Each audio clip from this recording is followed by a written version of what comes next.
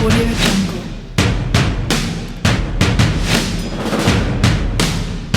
Hello everyone, this is Alkabir the Analyst, and today I wanted to talk the Atlanta Falcons, and the Atlanta Falcons being the most disappointing team this season. But this is Alkabir the Analyst.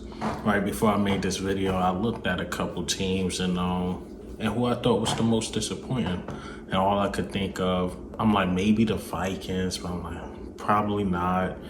Thought maybe the Eagles, maybe the Cowboys. Well, Eagles going through injuries like they had been since 2017.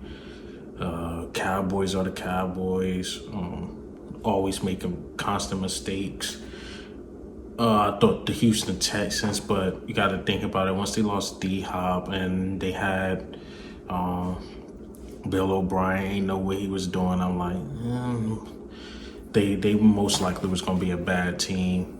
Now that I think about it, and all I could think of is the Atlanta Falcons. Atlanta Falcons has to be the most disappointing team.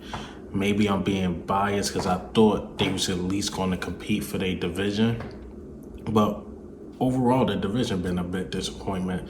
Actually, the only team that I see that like actually extremely approved is the Carolina Panthers. The Carolina Panthers looking like the best team in the division. So that's just my opinion. But to go over the Atlanta Falcons, like they 0-4. They could have at least won one of those games, especially against the Cowboys. And looked like they didn't want to play for Dan Quinn anymore, and he's obviously fired. And yeah, Julio don't look the same. Seems like he's dealing with a nagging injury.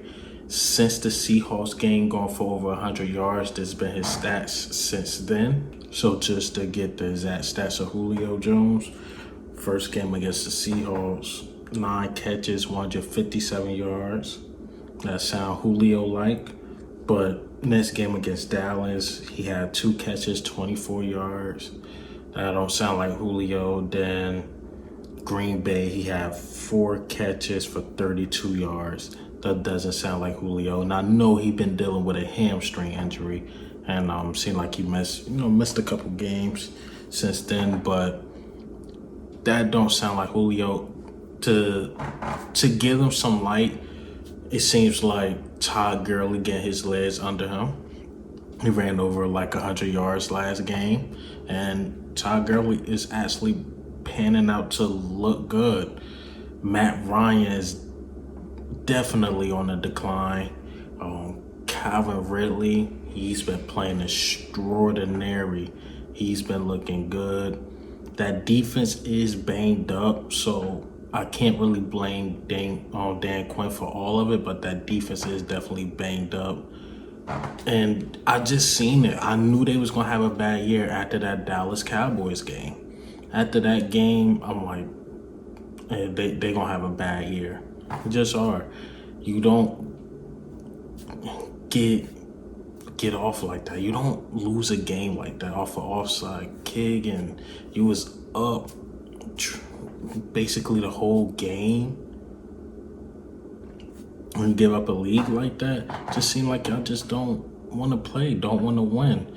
And once again, since 2016, when Kyle Shanahan literally fumbled the Super Bowl away, they just been horrible. Next season, they went into the playoffs, got knocked off by Nick Foles and the Eagles, and since then, they just been terrible, man. So I thought at least this season, they was going to do something. I thought they was going to be the sleeper. I picked them in Chicago because I'm like, you got Todd Gurley. He's hungry, which he's showing that he is. He is hungry. Once again, he's getting his legs under him. Matt Ryan going to prove that he can still play.